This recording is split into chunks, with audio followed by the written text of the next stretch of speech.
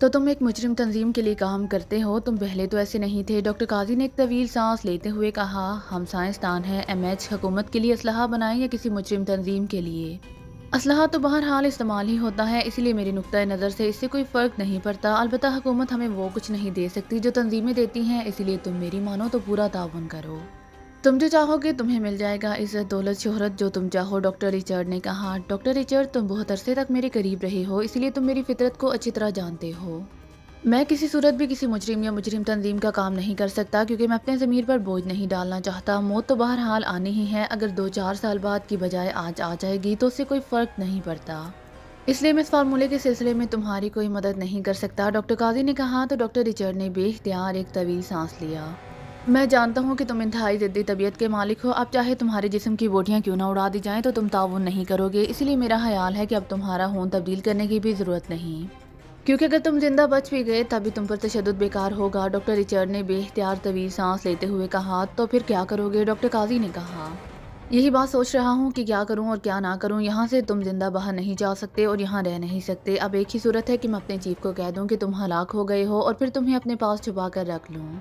اگر کبھی موقع ملے گا تو تمہیں اس سے نکال دوں گا، ورنہ تمہاری قسمت۔ ڈاکٹر ریچارڈ نے کہا، نہیں، اس طرح تم خود خطرے میں پڑ جاؤ گے۔ میں مجرم تنظیموں کے اصول جانتا ہوں، وہ تمہیں فوراً ہلاک کر دیں گے، اس لیے تم میری خاطر کوئی رسک نہ لو اور جو تمہارا چیف کہتا ہے وہی کرو، مجھے کوئی اعتراض نہیں ہوگا۔ ڈاکٹر قاضی نے کہا، ایک کام تو تم کر سکتے ہو، تم مجھے اس فارمولے کے بارے میں سب کچھ بتا دو، میں چیف کو کہہ دیتا ہوں کہ میں نے تمہیں کام کرنے پر رضامند کر لیا ہے، اس طرح تم یہاں ہمارے پاس رہ جاؤ گے، پھر موقع ملتے ہی میں تمہیں نکال دوں گا، اس طرح تمہاری جان بچ جائے گی۔ ڈاکٹر ریچارڈ نے کہا، نہیں ڈاکٹر ریچارڈ، ایسا ناممکن ہے، میں فارمولے کے بارے میں تمہیں کچھ نہیں بتا سکتا۔ ڈاکٹر قاضی نے صاف جواب دیتے ہوئے کہا، اوکے، میں آ رہا ہوں۔ ڈاکٹر ریچارڈ نے کہا اور اٹھ کر دروازے کی طرف بڑھ گیا۔ اس نے دروازہ کھولا اور باہر چلا گیا، جبکہ ڈاکٹر قاضی وہیں بیڈ پر بیٹھا رہا۔ اسے یقین تھا کہ جیسے ہی انہوں نے اس کا خون تبدیل کرنے کا عمل شروع کیا وہ ہلاک ہو جائے گا، کیونکہ وہ اپنی بیماری کے متعلق ان سے زیادہ جانتا تھا، لیکن ظاہر ہے وہ کیا کر سکتا تھا۔ اس نے فرار ہونے کی کوشش تو کی تھی، لیکن پھر ان کے چنگل میں پھنس گیا تھا۔ اس کا مطلب اس کے نزدیک یہی تھا کہ قدرت بھی ایسا ہی چاہتی ہے۔ تقریباً 10 منٹ بعد دروازہ کھلنے کی آواز دوبارہ سنائی دی اور ڈاکٹر ریچارڈ اندر داخل ہوا۔ سنو، میں تمہیں اپنے ہاتھوں سے ہلاک نہیں کر سکتا، اس لیے میں نے فیصلہ کیا ہے کہ تمہیں یہاں سے نکال دوں، اس کے بعد تمہارے ساتھ جو بھی ہوگا وہ تمہاری قسمت۔ البتہ میں نے چیف کو کال کر کے کہہ دیا ہے کہ خون کی تبدیلی کا عمل شروع ہوتے ہی تم ہلاک ہو گئے ہو، اس پر اس نے تمہاری لاش برقی بھٹی میں ڈالنے کا حکم دے دیا ہے، لیکن بہرحال میں تمہیں زندہ یہاں سے باہر بھجوانا چاہتا ہوں۔ اس کا ایک ہی ذریعہ ہے کہ یہاں لیبارٹری کا بچا ہوا فضلہ ہے جسے ضائع کیا جاتا ہے، ہفتے میں ایک بار اس جزیرے سے نکال کر ایک آبدوز کے ذریعے یہاں سے دور ویران ساحل پر پھینک دیا جاتا ہے۔ میں تمہیں خصوصی لباس پہنا کر، تاکہ یہ فضلہ تمہیں کوئی نقصان نہ پہنچا سکے، اور بے ہوش کر کے یہاں سے نکال دوں گا، اس طرح تم فضلے سمیت ساحل پر پہنچ جاؤ گے۔ اگر تم زندہ رہ جاؤ تو خاموشی سے واپس چلے جانا۔ اب کاراکاس کے لیے تم بہرحال ہلاک ہو چکے ہو، اسی لیے ظاہر ہے وہ تمہارے پیچھے نہیں آئیں گے۔ ڈاکٹر ریچارڈ نے کہا، وہ فارمولہ بھی مجھے دے دو۔ ڈاکٹر قاضی نے کہا، نہیں سوری، ایسا ممکن نہیں ہے، ڈاکٹر ریچارڈ نے کہا، اور اس کے ساتھ اس نے کوٹ کی جیب سے ایک انجیکشن نکالا۔ اس کی سوئی پر لگی ہوئی کیپ ہٹا کر اس نے انجیکشن ڈاکٹر قاضی کے بازو میں لگا دیا۔ ڈاکٹر قاضی کو یوں محسوس ہوا جیسے اچانک اس کا جسم ہلکا ہو کر اوپر کو اٹھنا شروع ہو گیا ہو، اور پھر جس طرح کیمرے کا شٹر بند ہوتا ہے اس طرح اس کا ذہن بھی یکلحد بند ہو گیا۔ اس کے تمام احساسات بھی تاریکی میں مدھم ہو کر رہ گئے، وہ بے ہوش ہو چکا تھا۔ ہوائی جہاز کی آرام دہ سیٹوں پر عمران اپنے ساتھیوں سمیت بیٹھا ہوا تھا۔ عمران اور جولیا اکٹھے تھے، جبکہ عقبی سیٹ پر صفدر تنویر کے ساتھ بیٹھا ہوا تھا، جبکہ صالحہ اس سے عقبی رو میں موجود تھی۔ صالحہ پہلے صفدر کے ساتھ والی سیٹ پر بیٹھی ہوئی تھی، لیکن صفدر نے کچھ ایسی سرد مہری کا مظاہرہ کیا کہ صالحہ نے تنویر کو پچھلی رو سے بلا کر اپنی سیٹ دے دی اور خود وہ تنویر کی سیٹ پر عقب میں جا کر بیٹھ گئی۔ اس کے چہرے پر شدید بیزاری کے تاثرات نمایاں تھے، جبکہ عمران حسب عادت نشست سے سر ٹکائے ہلکے ہلکے ہراٹے لینے میں مصروف تھا۔ جولیا پہلے تو رسالہ پڑھتی رہی، پھر اس نے عمران سے مخاطب ہو کر بات کرنے کی کوشش کی، لیکن جب عمران کے ہراٹے بند نہ ہوئے اور نہ ہی اس کی آنکھیں کھلی تو جولیا نے ایک بار پھر رسالہ کھول لیا۔ تمہیں معلوم ہے صفدر کہ ہم کیا کرنے جا رہے ہیں؟ یکلحد جولیا نے مڑ کر عقبی سیٹ پر بیٹھے ہوئے صفدر سے کہا، تو صفدر بے اختیار ہنس پڑا۔ ہم سیاحت کرنے جا رہے ہیں، صفدر نے مسکراتے ہوئے کہا۔ تو جولیا نے بے اختیار ایک طویل سانس لیا۔ اس کے چہرے پر یکلحد شرمندگی کے تاثرات ابھر آئے تھے، کیونکہ وہ اسے اپنے حکمانہ سوال کا احساس ہو گیا تھا۔ کاغذات کی روح سے وہ سیاح تھے، اسی لیے ظاہر ہے وہ سیاحت کرنے ہی جا رہے تھے، اور پھر بھرے جہاز میں۔ صفدر اسے اور کیا بتاتا؟ I am very sorry Safdar, Julia نے شرمندہ سے لہجے میں کہا۔ یہی فکر ہے صفدر کے منہ سے بھی کہلواؤ، بیچاری صالحہ روٹھ کر علیحدہ بیٹھی ہوئی ہے۔ اچانک عمران نے ہراٹے لینے بند کر کے آہستہ سے کہا، اور پھر فوراً ہی ہراٹے لینے شروع کر دیے۔ تمہیں کیسے معلوم ہوا کہ وہ روٹھی بیٹھی ہے؟ جولیا نے حیران ہو کر کہا۔ اس کا چہرہ بتا رہا ہے بے شک اس سے پوچھ لو، یہ صفدر اب ضرورت سے کچھ زیادہ ہی کٹور بنتا جا رہا ہے، اس کا کچھ کرنا ہی پڑے گا۔ عمران نے اسی طرح آنکھیں بند کیے جواب دیا، لیکن تمہاری تو آنکھیں بند ہیں اور صالحہ تو تمہاری ایک بھی روم میں ہے، تم اس کا چہرہ کیسے دیکھ سکتے ہو؟ جولیا نے کہا۔ چہرے پر بوریت اور بیزاریت تو بند آنکھوں سے بھی نظر آ جاتی ہیں اور اس کے لیے سر بھی نہیں موڑنا پڑتا، سارا ماحول اس سے متاثر ہو جاتا ہے، عمران نے جواب دیا۔ تو جولیا بے اختیار ہنس پڑی۔ تم نے خود کبھی اپنے متعلق سوچا ہے؟ جولیا نے کہا۔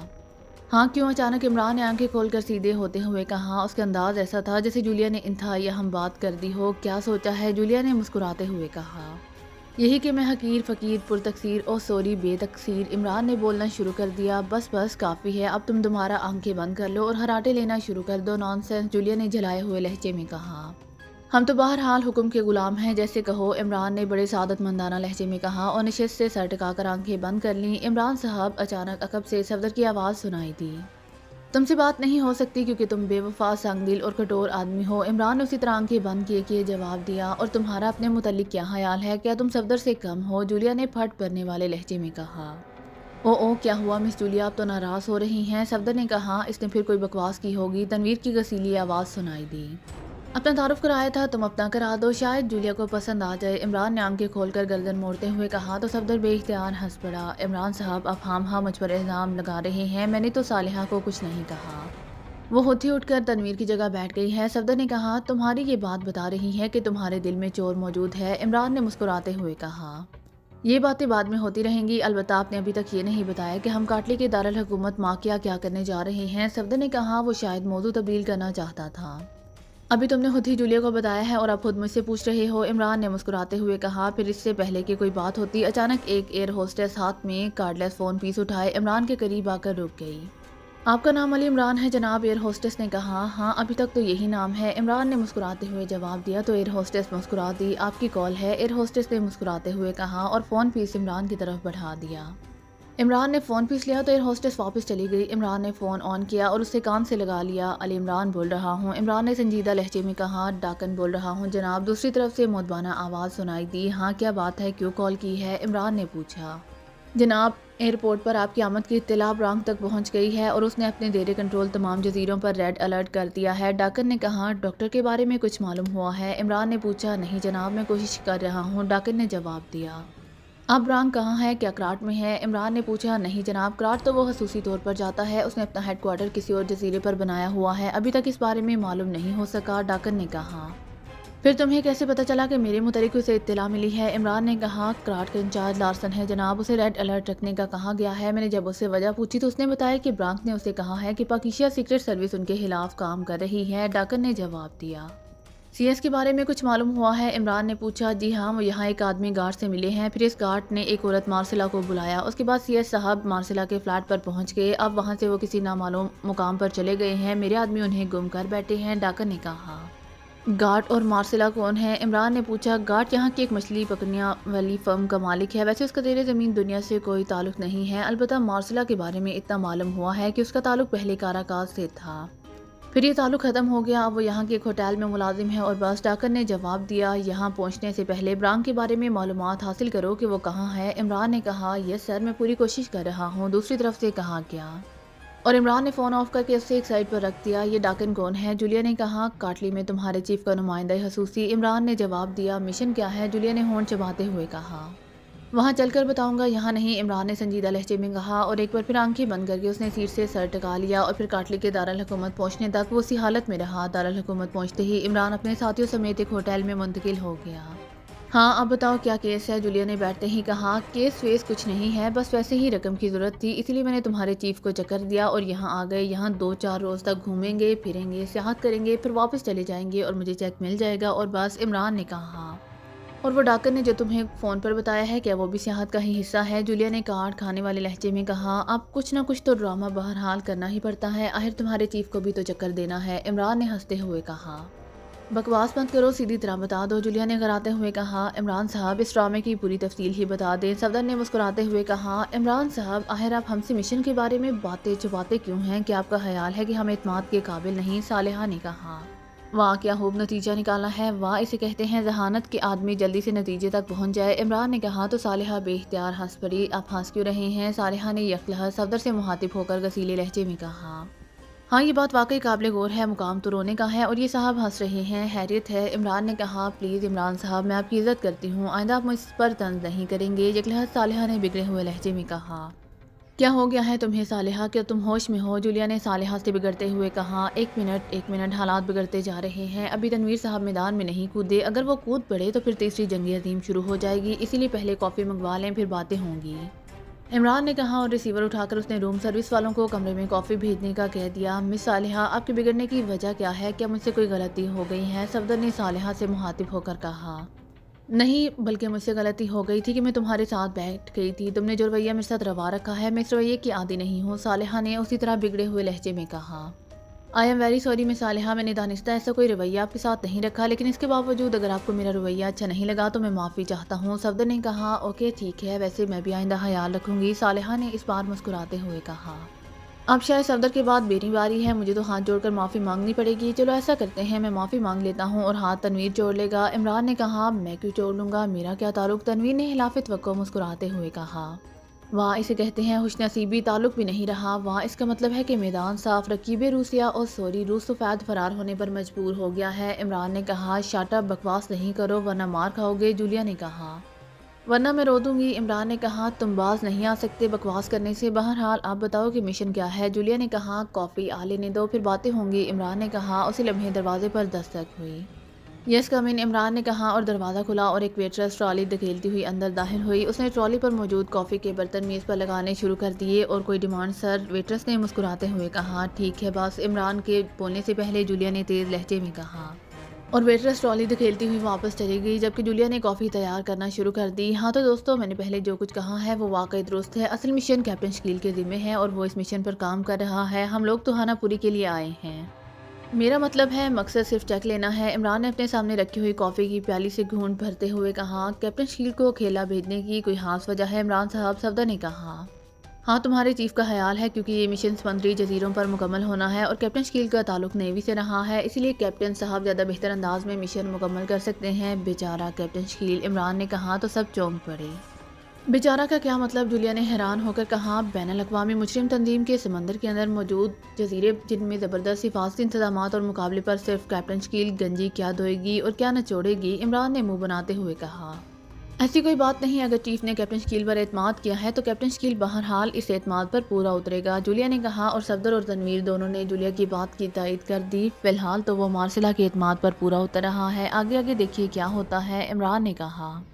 اوہ ہاں یہ مارسلا کون ہے؟ کچھ بتاؤ تو صحیح، جولیا نے کہا۔ ایک خاتون ہے جس کا تعلق کاراکاز سے رہا ہے، بس ابھی تو اتنا ہی معلوم ہوا ہے، عمران نے جواب دیا۔ پھر اس سے پہلے کہ مزید کوئی بات ہوتی ٹیلی فون کی گھنٹی بج اٹھی اور سب بے اختیار چونک پڑے۔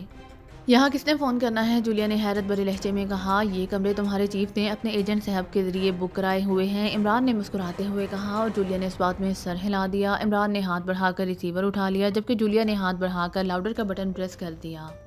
یس پرنس آف ڈمپ، عمران نے کہا ڈاکن بول رہا ہوں جناب۔ دوسری طرف سے ڈاکن کی آواز سنائی دی۔ ہاں کیا رپورٹ ہے؟ عمران نے کہا برانکراٹ جزیرے پر پہنچ گیا ہے جناب، تاکہ آپ وہاں آئیں تو آپ کا مقابلہ کیا جا سکے، ڈاکن نے کہا۔ گڈ اور کچھ؟ عمران نے مسکراتے ہوئے پوچھا۔ ایک بیڈ نیوز ملی ہے، دوسری طرف سے کہا گیا تو عمران بے اختیار چونک پڑا، اس کے چہرے کے تاثرات یکلہت بدل گئے تھے۔ کیا؟ عمران نے ہونٹ چباتے ہوئے کہا پاکیزائی سائنسدان ہلاک ہو گیا ہے، دوسری طرف سے کہا گیا تو عمران بے اختیار ایک طویل سانس لیا۔ ڈاکٹر قاضی ہلاک ہو گیا ہے؟ کیسے؟ کیا اسے ہلاک کیا گیا ہے یا خود ہلاک ہوا ہے؟ عمران نے کہا جناب جو معلومات ملی ہیں ان کے مطابق ڈاکٹر قاضی کو کراٹ میں رکھا گیا تھا، وہاں سے وہ فرار ہو گئے، لیکن وہ کہیں اور پہنچنے کی بجائے کوماٹو پہنچ گئے، وہاں سے انہیں کسی اور جزیرے پر پہنچا دیا گیا جہاں ان کے کسی مرض کا علاج کرنے کی غرض سے ان کے جسم کا خون مکمل طور پر تبدیل کیا جانا تھا، لیکن خون کی تبدیلی کا عمل شروع ہوتے ہی وہ ہلاک ہو گئے ہیں، ڈاکن نے کہا۔ اور سیڈ نیوز، بہرحال اب کیا کیا جا سکتا ہے؟ تم کسی بڑے ہیلی کاپٹر کا بندوبست فوری طور پر کر سکتے ہو، عمران نے کہا۔ کس لیے جناب؟ دوسری طرف سے چونک کر پوچھا گیا۔ کراٹ پہنچنے کے لیے، عمران نے کہا۔ بندوبست تو ہو جائے گا لیکن جناب اس طرح آپ وہاں نہ پہنچ سکیں گے، وہ لوگ پوری طرح ہوشیار ہیں اور ہیلی کاپٹر کو فضا میں ہی ہٹ کر دیا جائے گا، ڈاکن نے کہا۔ لیکن موٹر بوٹ کا بھی تو یہی حشر ہوگا، عمران نے کہا۔ جی ہاں یہ تو ہے، ڈاکن نے کہا۔ مچھلیاں پکڑنے والے کسی ٹرالر کا انتظام ہو سکتا ہے، عمران نے کہا۔ او جی ہاں، او ویری گڈ، واقعی ایسا ہو سکتا ہے، میں آپ کو دوبارہ کال کرتا ہوں، ڈاکن نے کہا اور اس کے ساتھ ہی رابطہ ختم ہو گیا۔ آپ سن لو مشن کے بارے میں تفصیلات، کیونکہ یہاں سے نکلنے کے بعد ہمیں انتہائی تیز رفتاری سے کام کرنا ہوگا۔ ڈاکٹر قاضی کو اس کے فارمولے سمیت پاکیزا سے اغوا کر لیا گیا ہے، برانکاراکاز کے سیکشن کا انچارج ہے جس کا تعلق اٹامک اسلحہ سے ہے۔ اس لیے یہ فارمولہ ابھی برانک کے سیکشن کے پاس ہے۔ اس کی لیبارٹری جہاں اس فارمولے پر کام ہونا ہے وہ ایک جزیرے کوماٹو پر ہے۔ چیف نے کیپٹن شکیل کو اسی لیے اکیلا بھیجا تاکہ وہ انتہائی تیز رفتاری سے کام کرتے ہوئے ڈاکٹر قاضی اور فارمولے کو واپس حاصل کر لے، جبکہ ہمارے ذمہ اس سیکشن کا خاتمہ لگایا گیا ہے تاکہ آئندہ یہ لوگ پھر اس فارمولے کے پیچھے نہ آئیں۔ اس سیکشن کا انچارج برانک ہے اور وہ اس وقت جزیرہ اکراٹ میں ہے۔ ہم نے وہاں جا کر اس برانک کو قابو کرنا ہے۔ ڈاکٹر قاضی تو ہلاک ہو گیا ہے، بہرحال وہ فارمولہ ہم نے واپس لینا ہے۔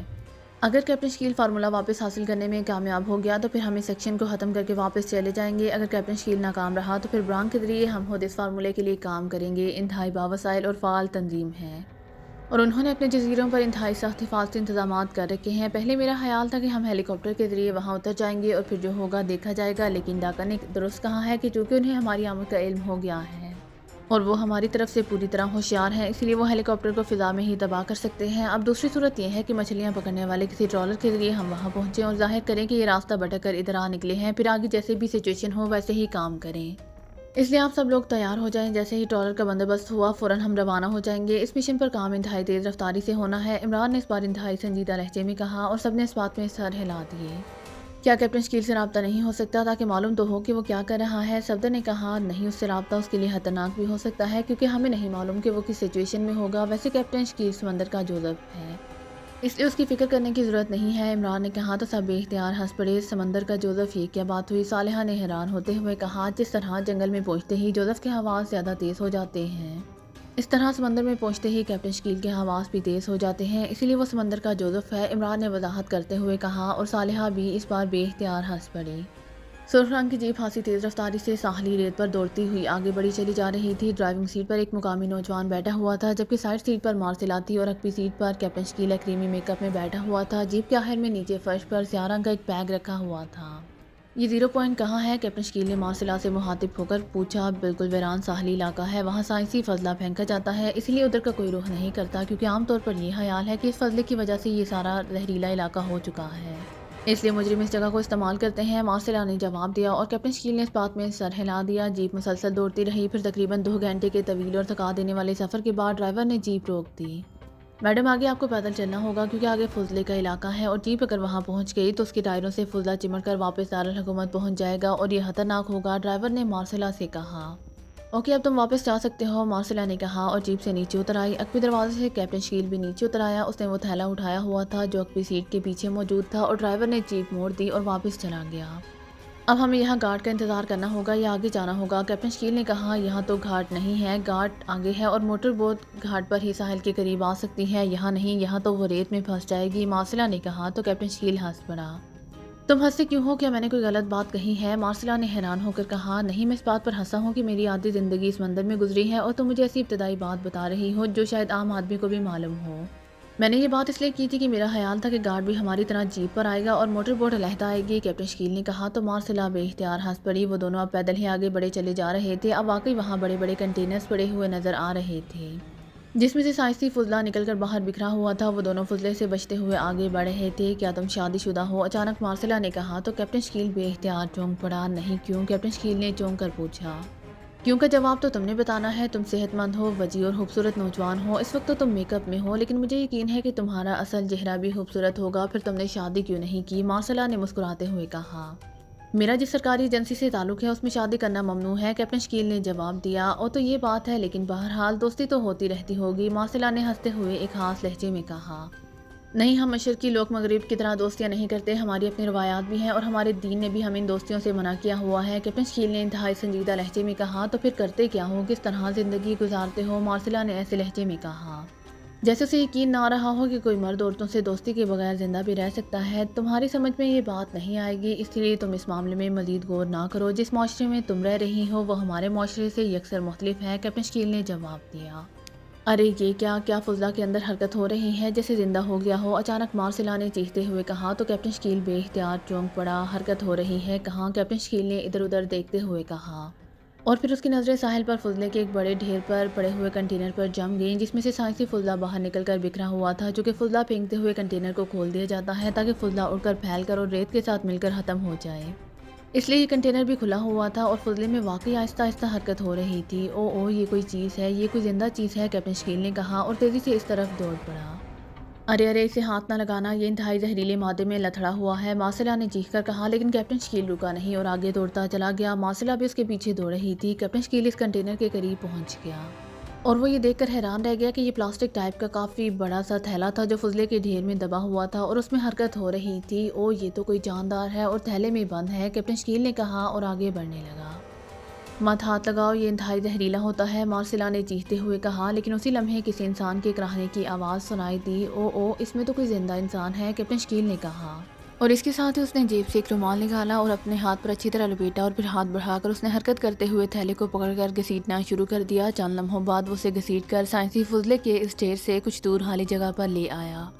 اب حرکت بھی تیز ہو گئی تھی اور کراہنے کی آوازیں بھی تیز ہو گئی تھیں اور کیپٹن شکیل نے دیکھا کہ جس جگہ سے کراہنے کی آوازیں نکل رہی تھیں وہاں تھیلے میں سوراخ کر کے پتلی پتلی نلکیاں اوپر کو کافی اونچائی تک نکلی ہوئی تھیں۔ تھیلے کی سائڈ پر زپ تھی۔ کیپٹن شکیل نے زپ کھولنا شروع کر دی اور دوسرے لمحے یہ دیکھ کر وہ بے اختیار اچھل پڑا کہ اندر واقعی ایک انسان موجود تھا اور وہ تھا بھی ایشیائی۔ او یہ تو کوئی ایشیائی ہے، ساتھ کھڑی ہوئی مارسلا نے حیرت بھرے لہجے میں کہا، اور کیپٹن شکیل نے اس بات میں سر ہلا دیا۔ اس نے جلدی سے اس آدمی کا بازو دوسرے ہاتھ میں پکڑا جس پر رومال نہیں تھا، رومال والے ہاتھ سے اس نے وہ تھیلا اس کے جسم سے علیحدہ کرنا شروع کر دیا۔ تھوڑی دیر بعد وہ اسے تھیلے سے نکال لینے میں کامیاب ہو گیا۔ وہ آدمی مسلسل کراہ رہا تھا، اس کی ناک میں دو گول گول سفید نلکیاں لگی ہوئی تھی۔ کیپٹن شکیل نے ناک کو دبا کر نلکیوں کو باہر نکالا، وہ واقعی چھوٹی چھوٹی کسی دوا کی نلکیاں تھیں۔ کیپٹن شکیل نے ہاتھ پر لپٹا ہوا رومال کھول کر فضلے پر پھینک دیا اور آگے بڑھ کر اس نے اس آدمی کو جھنجھوڑنا شروع کر دیا۔ مام میں مجرم سے تعاون نہیں کر سکتا، نہیں کر سکتا۔ اس آدمی کے منہ سے پاکیزیائی زبان کے الفاظ نکلے تو کیپٹن شکیل بے اختیار اچھل پڑا۔ یہ کس زبان میں بات کر رہا ہے؟ مارسلا نے حیران ہو کر کہا، یہ پاکیزیائی زبان میں بول رہا ہے۔ او اب میں سمجھ گیا کہ یہ کون ہے، یہ ڈاکٹر قاضی ہے جس کی واپسی کے لیے ہم کراسونا جا رہے تھے، کیپٹن شکیل نے کہا تو مارسلا بے اختیار اچھل پڑی۔ ڈاکٹر قاضی اور یہاں اس حالت میں کیا مطلب؟ مارسلا نے کہا، اسے پانی پلانا پڑے گا پھر یہ ہوش میں آئے گا۔ وہ گارڈ کہاں آئے گا؟ کیپٹن شکیل نے ادھر ادھر دیکھتے ہوئے کہا، بس تھوڑی دور آگے قدرتی گھاٹ ہے، مارسلا نے کہا تو کیپٹن شکیل نے جھک کر اس آدمی کو جو ابھی تک نیم گشی کی حالت میں تھا اٹھایا اور کاندھے پر لاد کر آگے بڑھنے لگا۔ وہ آدمی مسلسل کراہ رہا تھا اور بڑبڑا رہا تھا لیکن وہ پوری طرح ہوش میں نہیں آ رہا تھا۔ تھوڑی دیر بعد وہ گھاٹ پر پہنچ گئے اور کیپٹن شکیل نے اسے زمین پر لٹا دیا۔ گارڈ آ رہا ہے، مارسلا نے کہا تو کیپٹن شکیل نے دیکھا کہ سمندر میں ایک تیز رفتار موٹر بوٹ تیزی سے پانی پر چلتی ہوئی اس گھاٹ کی طرف بڑھی چلی آ رہی تھی۔ تمہیں کیسے معلوم ہوا کہ یہ ڈاکٹر قاضی ہے؟ کیا تم اسے پہچانتے ہو؟ مارسلا نے پوچھا۔ میرا اندازہ ہے، کیپٹن شکیل نے جواب دیا اور مارسلا نے اس بات میں سر ہلا دیا۔ تھوڑی دیر بعد موٹر بوٹ گھاٹ سے آ لگی۔ موٹر بوٹ میں گارڈ اکیلا تھا۔ اس نے بوٹ کو ایک پتھر سے باندھا اور پھر تیزی سے ساحل پر آ گیا۔ یہ کون ہے؟ گارڈ نے حیرت سے زمین پر پڑے ہوئے ایشیائی کو دیکھتے ہوئے کہا۔ وہ مسلسل کراہ رہا تھا۔ بوٹ میں پانی تو ہوگا؟ کیپٹن شکیل نے کہا۔ ہاں کیوں؟ گارڈ نے چونک کر پوچھا۔ ایک بوتل پانی لا دو۔ یہ ایشیائی فضلے کے ڈھیر میں ایک تھیلے میں بند تھا۔ اس کے جسم میں حرکت دیکھ کر ہم نے اسے تھیلے سے نکالا ہے اور یہ نیم بے ہوشی کے عالم میں پاکیزیائی زبان میں بڑبڑایا ہے۔ میرا اندازہ ہے کہ یہ ڈاکٹر قاضی ہے جس کی واپسی کے لیے ہم کراسونا جا رہے تھے، کیپٹن شکیل نے کہا۔ او ویری اسٹرینج، میں لے کر آتا ہوں، پانی، گارڈ نے کہا اور تیزی سے واپس بورڈ پر چلا گیا۔ چند لمحوں بعد وہ واپس آیا تو اس کے ہاتھ میں پانی کی بوتل تھی۔ کیپٹن شکیل نے اسے پانی کی بوتل لی اور اس کا ڈھکن کھول کر اس نے بوتل کو زمین پر پڑے ہوئے ایشیائی کے منہ سے لگا دیا۔ اس آدمی نے گٹا گٹ پانی پینا شروع کر دیا۔ جب آدھی بوتل اس کی حلق میں اتر گئی تو کیپٹن شکیل نے بوتل ہٹائی اور باقی اس کے چہرے پر ڈال دی۔ دوسرے لمحے اس آدمی کی آنکھیں کھل گئیں اور وہ بے اختیار ایک جھٹکے سے اٹھ بیٹھا۔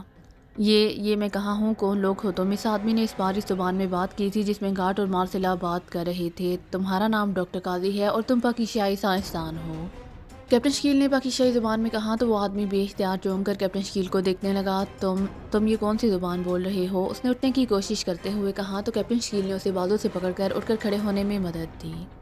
میں پاکیزیائی ہوں، میرا نام کیپٹن شکیل ہے، میں اس وقت میک اپ پہ ہوں، یہ میرے ساتھی ہیں، ہم تمہیں رہا کرانے کے لیے کراسونا جزیرے پر جہاں لیبارٹری ہے جانے ہی والے تھے کہ ہم نے تمہیں ایک تھیلے میں بند فضلے کے ڈھیر میں حرکت کرتے ہوئے دیکھ لیا اور پھر تمہیں اس تھیلے سے باہر نکال لیا گیا۔ تمہارے اطمینان کے لیے میں حوالے کے طور پر تمہیں بتا دوں کہ پاکیزیائی وزارت سائنس کی ڈپٹی سیکرٹری مسز نجمہ اظہار سے تمہاری دوستی تھی اور وہ تمہیں اپنے ساتھ اسکائی کالونی کی ایک کوٹھی میں لے گئی۔ وہاں ڈاکٹر عاشق اور ڈاکٹر رابرٹ موجود تھے۔ انہوں نے تمہیں بے ہوش کر دیا اور پھر تمہیں پاکیزیا سے ایک مال بردار کنٹینر کے ذریعے کاٹلے اسمگل کر دیا گیا اور تم کاراکاز نامی مجرم تنظیم کے برانکس سیکشن کے ہاتھ لگ گئے، کیپٹن شکیل نے کہا۔ او تم درست بات کر رہے ہو، میرا نام واقعی ڈاکٹر قاضی ہے، لیکن کیا تمہارا تعلق پاکیزیا حکومت سے ہے؟ ڈاکٹر قاضی نے کہا۔ ہاں، میں پاکیزیا حکومت کی ایک ایجنسی سے متعلق ہوں۔ تم یہاں فضلے کے ڈھیر میں کیسے پہنچ گئے اور وہ APS کا فارمولا کہاں ہے؟ کیپٹن شکیل نے کہا۔ کیا ہم کسی آرام دہ جگہ پر نہیں جا سکتے؟ میرا ذہن چکرا رہا ہے۔ اور میں نہانا چاہتا ہوں، ڈاکٹر قاضی نے کہا۔ گارڈ تم یہاں سے کیسے واپس جاتے؟ کیپٹن شکیل نے گارڈ سے پوچھا۔ تمہاری روانگی کے بعد میں نے ٹرانسمیٹر پر جیپ کال کرنی تھی اور پھر اس پر جانا تھا۔ میں اس سے پہلے کال نہیں کرنا چاہتا تھا تاکہ تمہارے بارے میں کسی کو معلوم نہ ہو سکے۔ کیوں؟ گارڈ نے جواب دیا۔ میں ڈاکٹر قاضی سے تفصیلی بات چیت کرنا چاہتا ہوں، فی الحال روانگی تو ممکن نہیں رہی، کیپٹن شکیل نے کہا۔ ٹھیک ہے، میں جیپ منگوا لیتا ہوں، میرا آدمی ابھی اس موٹر بوٹ کو لے جائے گا، پھر جب تم کہو گے تو دوبارہ بندوبست کر لیں گے، گارڈ نے کہا اور جیب سے ایک چھوٹا سا موبائل فون لیس پیس نکال کر اس نے نکالا اور پھر اسے آن کر کے اس نے بٹن پریس کرنے شروع کر دیے۔ ہیلو گارڈ بول رہا ہوں، گارڈ نے کہا۔ پھر اس نے اپنے آدمی کو فضلے والے گھاٹ پر فوراً جیپ لے آنے کی ہدایات دینا شروع کر دیں۔ ہدایات دینے کے بعد اس نے فون پیس آف کیا اور اسے واپس جیب میں ڈال لیا۔ ڈاکٹر قاضی، کیا اے پی ایس فارمولہ بھی تمہارے پاس ہے یا نہیں؟ کیپٹن شکیل نے کہا۔ وہ وہاں لیبارٹری میں ہے، میں نے اسے بینک لاکر میں رکھوایا تھا، پھر مجھے اغوا کر لیا گیا۔ پھر برانکس نے مجھے بتایا کہ فارمولہ اس کے آدمیوں نے پہلے ہی بینک لاکر سے نکلوا لیا تھا۔ وہ مجھ سے تعاون مانگتے رہے لیکن میں نے انکار کر دیا، میں کیونکہ کسی بھی طرح مجرموں کے ساتھ تعاون کرنے پر تیار نہیں تھا، ڈاکٹر قاضی نے کہا۔ گارڈ، کیا تمہارا آدمی یہاں رک سکتا ہے؟ ہو سکتا ہے ہمیں جلدی وہاں جانا پڑے کیونکہ فارمولہ بھی تو بہرحال واپس کرنا ہے، کیپٹن شکیل نے گارڈ سے مخاطب ہو کر کہا۔ یہاں زیادہ دیر ٹھہرنا مناسب نہیں ہے کیونکہ اس گھاٹ کو مجرم گروپس استعمال کرتے رہتے ہیں، جب ضرورت ہوگی موٹر بوٹ دوبارہ بھی تو منگوائی جا سکتی ہے، گارڈ نے کہا اور کیپٹن شکیل نے اس بات میں سر ہلا دیا۔ پھر تقریباً 1 گھنٹے بعد دور سے ایک جیپ آتی دکھائی دی اور پھر وہ ان کے قریب آ کر رک گئی تو اس میں سے ایک نوجوان نے نیچے اتر کر گارڈ کو سلام کیا۔ جونی، تم یہ موٹر بوٹ لے کر تھرڈ شیڈ کے انچارج کے حوالے کر دو، ہم جیپ لے کر جا رہے ہیں، گارڈ نے اس نوجوان سے مخاطب ہو کر کہا۔ یس باس، نوجوان نے جواب دیا۔ پھر وہ تیز قدم اٹھاتا موٹر بوٹ کی طرف بڑھ گیا۔ تھوڑی دیر بعد وہ بوٹ لے کر چلا گیا تو وہ جیپ میں سوار ہو گئے۔ ڈرائیونگ سیٹ گارڈ نے سنبھالی جبکہ مارسلا اس کے ساتھ والی سیٹ پر بیٹھ گئی۔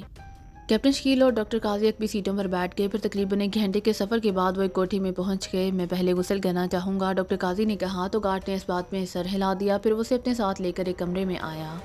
باتھ روم بھی ہے اور ساتھ ہی ڈریسنگ روم بھی، آپ کی ناپ مجھ سے ملتی جلتی ہے اسی لیے یہاں آپ کی ناپ کے سوٹ بھی موجود ہیں، آپ غسل بھی کر لیں اور لباس بھی تبدیل کر لیں، گارڈ نے کہا اور ڈاکٹر قاضی نے اس کا شکریہ ادا کیا اور باتھ روم میں چلا گیا، جبکہ کیپٹن شکیل، مارسلا اور گارڈ اسی کمرے میں کرسیوں پر بیٹھ گئے۔ حیرت انگیز بات ہے کہ ڈاکٹر قاضی اس لیبارٹری سے یہاں اس انداز میں زندہ سلامت پہنچ گیا ہے، مارسلا نے کہا۔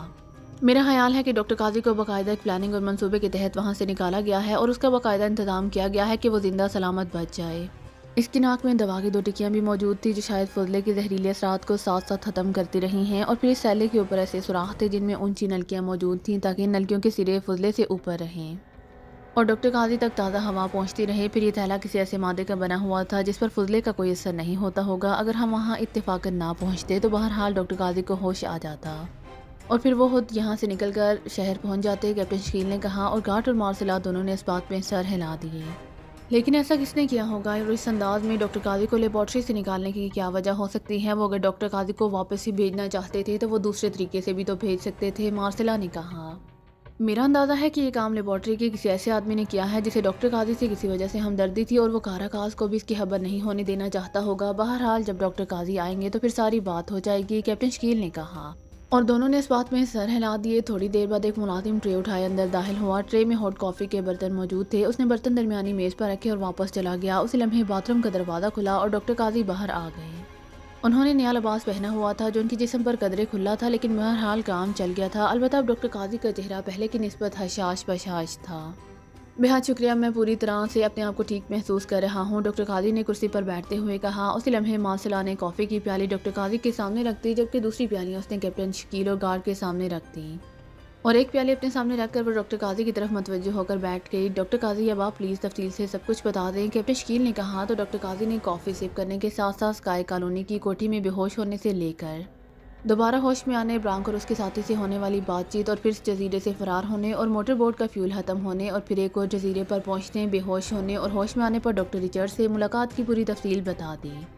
ڈاکٹر ریچرڈ یونیورسٹی میں میرا کلاس فیلو رہا ہے، ہم دونوں طویل عرصے تک ہاسٹل کے ایک ہی کمرے میں رہتے تھے، وہ میرا بہترین اور گہرا دوست تھا، اس نے پہلے تو مجھے تعاون پر مجبور کیا لیکن میرے انکار پر اس نے کہا کہ وہ ایسا انتظام کر دیتا ہے کہ میں کاٹلی کے دارالحکومت میں پہنچ جاؤں کہ یہاں کسی کو علم نہ ہو سکے اور وہ تنظیم والوں کو کہہ دے گا کہ خون تبدیل کرنے کے عمل کے دوران میں ہلاک ہو گیا ہوں کیونکہ اس کے بقول لیبارٹری سے باہر جانے کا کوئی راستہ نہیں ہے، اس لیے لازماً تنظیم کی طرف سے یہی کہا جائے گا کہ میری لاش کو برقی بٹی میں ڈال دیا جائے، اس طرح بات چھپی رہے گی اور چونکہ تنظیم کے لحاظ سے میں مر چکا ہوں اس سے ظاہر ہے وہ میرے پیچھے نہیں آئیں گے۔ میں نے اس سے فارمولہ مانگا تھا لیکن اس نے دینے سے انکار کر دیا، پھر اس نے مجھے کوئی انجیکشن لگائے تو میں بے ہوش ہو گیا اور پھر جب میری آنکھ کھلی تو آپ لوگ میرے سامنے کھڑے ہوئے تھے، ڈاکٹر قاضی نے پوری تفصیل بتاتے ہوئے کہا۔ ڈاکٹر ریچارڈ نے واقعی آپ سے دوستی نبھائی ہے ڈاکٹر قاضی، لیبارٹری کا فضلہ شاید یہاں لا کر ڈالا جاتا ہوگا، اسی لیے اس نے آپ کو یہاں سے نکالنے کے خصوصی انتظامات کیے اور فضلے کے ڈھیر میں آپ کو ڈلوا کر یہاں پہنچا دیا، کیپٹن شکیل نے کہا۔ ہاں مجھے یاد آ گیا تھا، اس نے مجھے کہا تھا کہ ہفتے میں ایک روز لیبارٹری کا فضلہ ساحل پر ڈالا جاتا ہے۔ ڈاکٹر قاضی نے کہا، اوکے اب یہ بتا دیں کہ یہ فارمولا کس شکل میں ہے، کوئی فائل ہے یا کوئی فلم ہے، اور اس کی نشانی کیا ہے؟ کیپٹن شکیل نے پوچھا۔ جب میرے پاس تھا تو فائل تھی جس کا کور سرخ رنگ کا تھا اور اس پر APS کے الفاظ لکھے ہوئے تھے، اب میں نہیں کہہ سکتا کہ وہ کس شکل میں ہوگا، ڈاکٹر قاضی نے جواب دیا۔ بہرحال یہ فارمولا اب ڈاکٹر ریچارڈ کے پاس ہے، کیپٹن شکیل نے کہا۔ جی ہاں، ڈاکٹر قاضی نے کہا، گارڈ یہاں علیحدہ فون ہے، میں چیف سے بات کرنا چاہتا ہوں۔ کیپٹن شکیل نے کہا، علیحدہ سے مطلب؟ گارڈ نے چونک کر پوچھا۔ میرا مطلب ہے جس کی کوئی ایکسٹینشن نہ ہو، کیپٹن شکیل نے کہا۔ ہاں آؤ، گارڈ نے کہا، اور کیپٹن شکیل اٹھ کھڑا ہوا۔ آپ بیٹھے، میں آتا ہوں، کیپٹن شکیل نے ڈاکٹر قاضی سے کہا، اور اس نے اس بات میں سر ہلا دیا۔ گارڈ کیپٹن شکیل کو ساتھ لے کر آفس کے انداز میں سجے ہوئے ایک کمرے میں آ گیا۔ یہ فون ہے، اطمینان سے بات کرو، گارڈ نے کہا، تو کیپٹن شکیل نے اس بات میں سر ہلا دیا اور گارڈ واپس چلا گیا۔ اس نے دروازہ بند کر دیا تھا۔ کیپٹن شکیل نے ریسیور اٹھایا اور نمبر پریس کرنے شروع کر دیے۔ X2 رابطہ قائم ہوتے ہی X2 کی مخصوص آواز سنائی دی۔ کیپٹن شکیل بول رہا ہوں، سر کاٹلی کے دارالحکومت ماکیہ سے، کیپٹن شکیل نے مودبانہ لہجے میں کہا۔ یس کیوں کال کی ہے؟ دوسری طرف سے چیف کا لہجہ سرد ہو گیا۔ سر ڈاکٹر قاضی اس وقت میرے پاس موجود ہے، لیکن فارمولا یہاں کے ایک جزیرے کراسونا میں ہے، میں نے اسی لیے کال کی ہے کہ ڈاکٹر قاضی کو واپس پاکیشیا بھجوا دوں، یا جیسے آپ کو حکم کریں، کیپٹن شکیل نے کہا۔ ڈاکٹر قاضی تمہیں کہاں سے ملا ہے؟ کیا تم نے اسے جزیرے سے حاصل کیا ہے؟ چیف نے پوچھا۔ نہیں جناب، اگر میں اسے بازیاب کرتا تو فارمولا بھی ساتھ لے کر آتا، کیپٹن شکیل نے کہا۔ پھر اس نے فضلے کے ڈھیر میں حرکت سے لے کر آخر تک ساری تفصیل دہرا دی۔ تم اس وقت کہاں سے بات کر رہے ہو؟ چیف نے پوچھا۔ میرے دوست گارڈ کی کوئی رہائش گاہ ہے، مجھے تفصیل کا علم نہیں ہے، کیپٹن شکیل نے کہا۔ تفصیل معلوم کر کے مجھے بتاؤ، میرا نمائندہ ڈاکٹر قاضی کو وہاں سے لے کر پاکیشیا پہنچا دے گا، تم فارمولے کو بازیاب کرو، چیف نے کہا۔ یہ سر میں دوبارہ کال کرتا ہوں، کیپٹن شکیل نے کہا، اور ریسیور رکھ کر وہ اٹھا اور دروازہ کھول کر باہر آ گیا۔ ہو گیا فون؟ گارڈ نے کمرے سے نکلتے ہوئے پوچھا۔ چیف نے اس کوٹھی کی تفصیل پوچھی ہے اور میں نے تم سے پوچھا ہی نہیں تھا۔ چیف کا کہنا ہے کہ اس کا خاص نمائندہ یہاں آ کر ڈاکٹر قاضی کو اپنے ساتھ لے جائے گا، پھر وہ خود ہی اسے پاکیشیا بھجوانے کا بندوبست کرے گا۔ کیا تفصیل ہے اس کوٹھی کی؟ کیپٹن شکیل نے کہا۔ کوٹھی number 11 Martin block, George colony, guard نے کہا، تو کیپٹن شکیل نے اس بات میں سر ہلا دیا۔ پھر واپس اسی آفس کی طرف بڑھ گیا۔ اس نے اندر داخل ہو کر دروازہ بند کیا، پھر کرسی پر بیٹھ کر اس نے ایک بار پھر ریسیور اٹھایا اور نمبر پریس کرنے شروع کر دیے۔ X2 رابطہ قائم ہوتے ہی مخصوص آواز سنائی دی۔ کیپٹن شکیل بول رہا ہوں سر، کیپٹن شکیل نے مودبانہ لہجے میں کہا۔ یس کیا تفصیل ہے کوٹھی کی؟ دوسری طرف سے پوچھا گیا تو کیپٹن شکیل نے گارڈ کی بتائی ہوئی تفصیل دہرا دی۔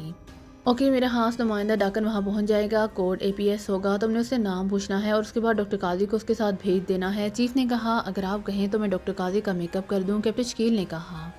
یہ کام ڈاکن خود کر لے گا، اور تم پہلے بتاؤ کہ کیا تم یہ اکیلے فارمولا حاصل کر لو گے یا دوسرے ممبرز کو تمہارے پاس بھجوا دوں؟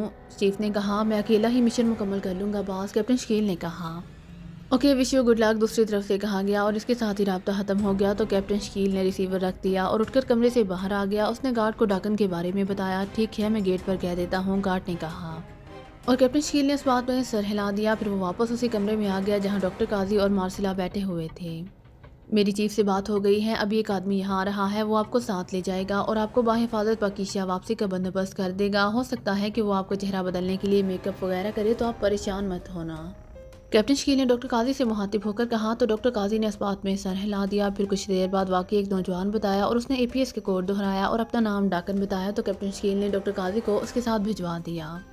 ہاں تو مارسلا، اب کیا پروگرام ہے؟ کیپٹن شکیل نے کہا۔ تم جیسے کہو، مارسلا نے مسکراتے ہوئے کہا۔ میں نے تو بہرحال یہ فارمولا حاصل کرنا ہے، کیپٹن شکیل نے کہا۔ ٹھیک ہے، میں تمہارے ساتھ ہوں، مارسلا نے کہا۔ تو کیپٹن شکیل نے اس بات میں سر ہلا دیا۔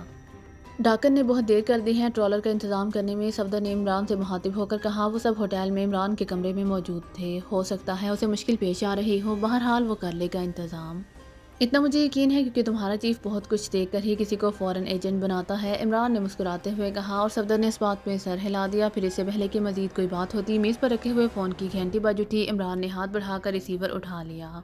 یس عمران نے کہا۔ ڈاکن بول رہا ہوں جناب، دوسری طرف سے ڈاکن کی آواز سنائی دی۔ تم نے بہت دیر لگا دی ڈاکن، کیا وجہ ہے؟ عمران نے قدرے سخت لہجے میں کہا۔ سوری عمران صاحب، وہ دراصل درمیان میں ڈاکٹر قاضی کا مسئلہ آ گیا تھا اور چیف کی کال آ گئی تھی کہ اسے باحفاظت پاکیشیا پہنچایا جائے، اسی لیے اس کام میں وقت لگ گیا، اب میں فارغ ہوا ہوں، ڈاکن نے کہا۔ تو عمران کے ساتھ ساتھ باقی ساتھی بھی چونک پڑے۔ کیا مطلب؟ ڈاکٹر قاضی کا کیا مسئلہ ہے؟ عمران نے حیران ہوتے ہوئے کہا۔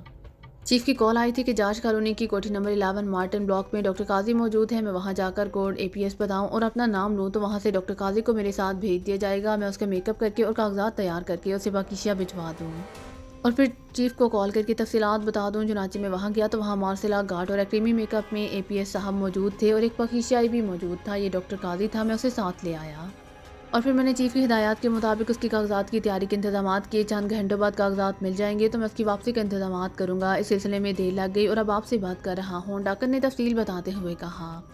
اوہ اچھا، اس کوٹھی کا نمبر کیا ہے؟ عمران نے چونک کر پوچھا۔ مجھے معلوم نہیں، اگر آپ کہیں گے تو میں معلوم کر کے بتا دیتا ہوں، ڈاکن نے کہا۔ ہاں معلوم کر کے بتاؤ، میں پہلے CS سے بات کرنا چاہتا ہوں۔ ٹرالر کا کیا ہوا؟ عمران نے کہا۔ اس کا بندوبست ہو گیا ہے، اب آپ جب کہیں اور جہاں کہیں وہ پہنچ جائے گا۔ دوسری طرف سے کہا گیا، تم پہلے اس کوٹھی کا فون نمبر معلوم کر کے مجھے بتاؤ، پھر بات ہوگی، عمران نے کہا اور ریسیور رکھ دیا۔ اس کا مطلب ہے کہ کیپٹن شکیل نے اپنا مشن مکمل کر لیا ہے، صفدر نے حیرت بھرے لہجے میں کہا۔ نہیں، اگر مشن مکمل ہو جاتا تو وہ بھی ڈاکٹر قاضی کے ساتھ واپس جاتا اور چیف ہمیں بھی اطلاع دے دیتا، عمران نے جواب دیتے ہوئے کہا۔ تو پھر ڈاکٹر قاضی اس کے پاس کیسے پہنچ گیا؟ جولیا نے کہا۔ دیکھو، بات ہوگی تو معلوم ہوگا، عمران نے کہا تو جولیا نے اس بات میں سر ہلا دیا۔ تھوڑی دیر بعد فون کی گھنٹی بجی تو عمران نے ہاتھ بڑھا کر ریسیور اٹھا لیا۔ یس، عمران نے کہا۔ ڈاکن بول رہا ہوں عمران صاحب۔ دوسری طرف سے ڈاکن کی آواز سنائی دی۔ یس، کیا نمبر ہے؟ عمران نے پوچھا تو ڈاکن نے فون نمبر بتا دیا۔ کس کی کوٹھی ہے یہ؟ عمران نے پوچھا۔ CS کے دوست گارڈ کی، ڈاکن نے جواب دیا۔ تمہارا نمبر کیا ہے؟ عمران نے پوچھا تو ڈاکن نے ایک اور نمبر بتا دیا۔ اوکے، میں تمہیں خود فون کروں گا، عمران نے کہا اور کرڈل دبا کر ہاتھ اٹھایا اور پھر ٹون آنے پر اس نے ڈاکن کا بتایا ہوا پہلا نمبر پریس کرنا شروع کر دیا۔ یس، رابطہ قائم ہوتے ہی ایک مودبانہ آواز سنائی دی۔ مس مارسلا یہاں ہوں گی، میں ان کے دوست مائیکل بول رہا ہوں، ان سے بات کرائیں، عمران نے کہا۔ مس مارسلا، وہ تو اپنے ساتھی اور باس کے ساتھ باہر چلی گئی ہیں، انہیں گئے ہوئے 2 گھنٹے ہو گئے ہیں جناب، دوسری طرف سے کہا گیا۔ کہاں گئے ہیں؟ عمران نے ہونٹ چباتے ہوئے پوچھا۔ مجھے تو معلوم نہیں جناب، میں تو ملازم ہوں صاحب، دوسری طرف سے کہا گیا۔ تمہارے پاس کا نام گارڈ ہے نا؟ عمران نے کہا۔ یس سر، دوسری طرف سے کہا گیا۔ مارسلا کے ساتھ ایک ایکریمی تھا، کیا وہ بھی ساتھ گیا ہے؟ عمران نے پوچھا۔ یس سر، دوسری طرف سے کہا گیا اور عمران نے اوکے کہہ کر ریسیور رکھ دیا۔ چند لمحے وہ خاموش بیٹھا رہا، پھر اس نے ایک بار پھر ریسیور اٹھایا اور تیزی سے نمبر ڈائل کرنے شروع کر دیے۔ یس، رابطہ قائم ہوتے ہی ایک سٹو کی مخصوص آواز سنائی دی اور عمران کے ساتھی بے اختیار چونک پڑے۔ عمران بول رہا ہوں جناب، ابھی ڈاکن نے بتایا ہے کہ ڈاکٹر قاضی کو اس نے کیپٹن شکیل سے وصول کر کے پاکیزہ بھجوانا ہے۔ میں نے کیپٹن شکیل سے بات کرنے کی کوشش کی تاکہ حالات معلوم ہو سکیں، لیکن وہ جا چکا ہے، اسی لیے آپ کو کال کی ہے، عمران نے انتہائی مودبانہ لہجے میں کہا۔ ہاں، اتفاق سے اسے ڈاکٹر قاضی مل گیا تھا، اس نے مجھے کال کی تھی، چنانچہ میں نے ڈاکن کی ڈیوٹی لگا دی کہ وہ اسے اس سے لے کر پاکیزہ بھجوا دے، لیکن ڈاکٹر قاضی کا اس طرح اکیلے آنا ٹھیک نہیں ہے، تم صالحہ کو اس کے ساتھ حفاظت کے لیے بھجوا دو، یہ ضروری ہے، X2 نے تحکمانہ لہجے میں کہا۔ آپ نے اتفاق سے کہا ہے، اس کا کیا مطلب ہوا ہے جناب؟ کیا کسی ہوٹل میں ملاقات ہو گئی تھی ان دونوں کی؟ عمران نے کہا تو دوسری طرف سے چیف نے مختصر طور پر ڈاکٹر قاضی کی ڈاکٹر ریچرڈ سے ملاقات، پھر اسے فضلے کے کنٹینرز کے ذریعے ساحل تک پہنچانے، کیپٹن شکیل کے وہاں پہنچنے اور ڈاکٹر قاضی کو لے کر آنے کی تفصیل بتا دی۔ تو اب کیپٹن شکیل کو صرف فارمولہ حاصل کرنا ہوگا، عمران نے کہا۔ ہاں، اس کا حصول بھی ضروری ہے، دوسری طرف سے کہا گیا۔ لیکن کیا ڈاکٹر قاضی اس فارمولے کو دوبارہ تیار نہیں کر سکتے؟ عمران نے کہا۔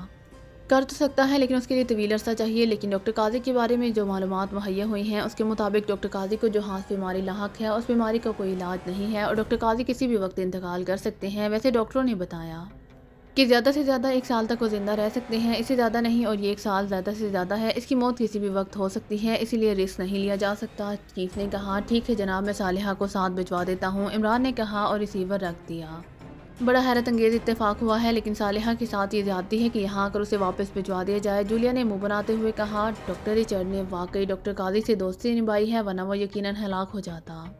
باقی رہا صالحہ کی واپسی کا معاملہ، تو بہرحال ڈاکٹر قاضی سارے مشن کی بنیاد ہے، اسی لیے صالحہ کو اس کے ساتھ حفاظت کے لیے بھجوانا اس پر چیف کے انتہائی اعتماد کی دلیل ہے، ورنہ میرا خیال تھا کہ شاید صفدر یا تنویر کو ڈاکٹر قاضی کی حفاظت کا کہا جائے گا، عمران نے جواب دیا۔ تو صالحہ کا چہرہ جو X2 کا حکم سن کر لٹک گیا تھا بے اختیار کھل اٹھا۔